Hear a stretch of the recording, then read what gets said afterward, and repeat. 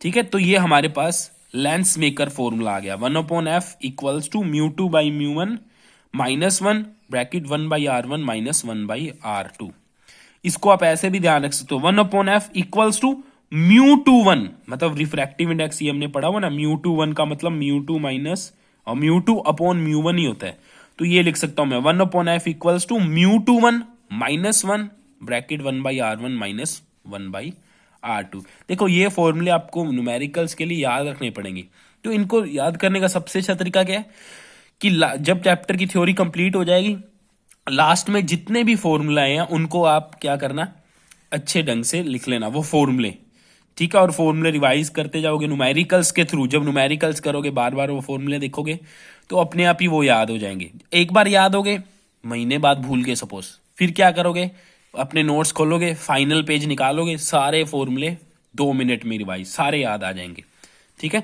और ये प्रैक्टिकल बात कर रहा हूं, जो मैंने मतलब अपने टाइम में आजमाई हुई है, सच कह रहा हूं। ऐसा ही करना, बिल्कुल दिक्कत नहीं आएगी न्यूमेरिकल्स में। सारे फॉर्मूले एक जगह पे कर लिया करो, जिस चैप्टर्स के फॉर्मूले आपको याद रखने हो, और जिनके नहीं रखने वो तो कॉन्सेप्ट तो ध्यान रखने ही होंगे फिर। तो ये हमारा आ गया लेंस मेकर फॉर्मूला। अब इसके अंदर एक केस है। केस क्या है, सपोज ये जो फर्स्ट मीडियम है μ1, यहां पे एयर हो, क्योंकि जनरली क्या होता है लेंस और इस साइड एयर ही होती है। तो μ1 की वैल्यू हम क्या लेंगे, 1 के इक्वल, क्योंकि एयर के लिए रिफ्रैक्टिव इंडेक्स 1 होता है।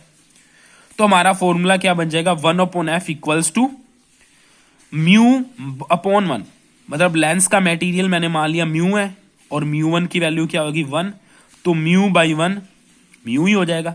तो ये बन जाएगा μ-1 इंटू 1/r1 -1/r2। तो ये लेंस मेकर फॉर्मूला किसके लिए आ गया, एयर और लेंस के सिस्टम के लिए, कि अगर दोनों साइड एयर हो तो, ठीक है।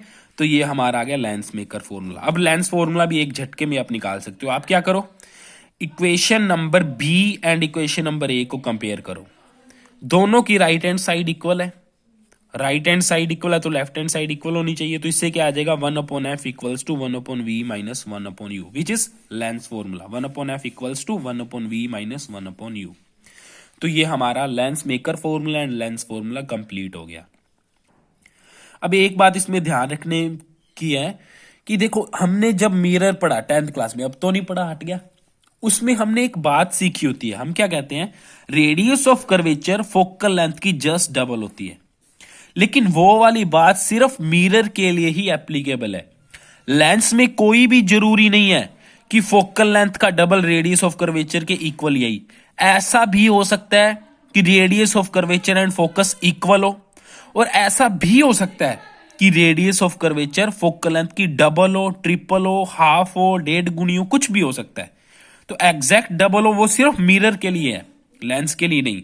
तो ये गलती मत कर देना, क्योंकि ज्यादातर केसेस में ऐसा ही करते हैं बच्चे कि रेडियस ऑफ कर्वेचर दी होती है, हाफ करके फोकस निकाल लेते हैं लेंस का, काम खत्म। गलत है भाई, गलत है, सिर्फ मिरर के लिए वो करना है। इसलिए मैंने ये बात आपको बताई है।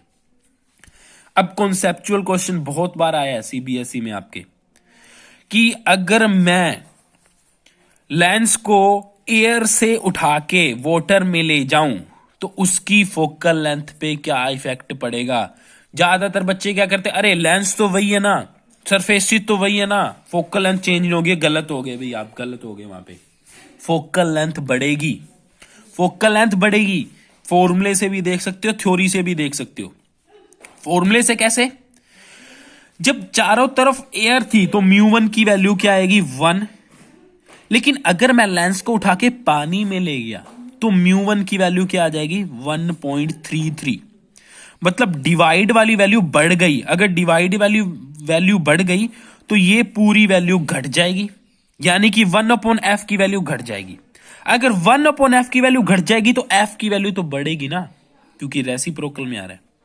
दोबारा से बता रहा हूं, जब डिवाइड वाली टर्म अपने बढ़ाएंगे, ठीक है, एयर के लिए μ1 की वैल्यू 1 होती है और दूसरे मीडियम्स के लिए तो ग्रेटर देन 1 होती है।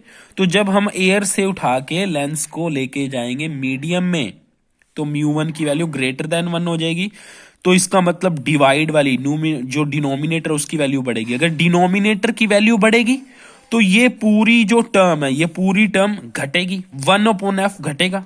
1/f घटेगा तो एफ फिर बढ़ेगा। तो इसका मतलब जब हम किसी मीडियम में चले जाते हैं तो फोकल लेंथ इंक्रीज होती है, ठीक है। फ्रिंज विड्थ वगैरह वो घटती थी, फोकल लेंथ बढ़ती है। जरूर ध्यान रखना, बहुत बार एग्जाम है, वाइमा में बहुत बार पूछ लेते हैं एग्जामिनर, क्योंकि लेंस वगैरह वाले हम प्रैक्टिकल करते हैं ना, तो उसमें भी पूछ लेते हैं। आई होप आपको ये समझ आ गया होगा। तो ये अपना lens formula, lens maker formula complete हो चुका है। कोई डाउट हो तो आप पूछ सकते हो।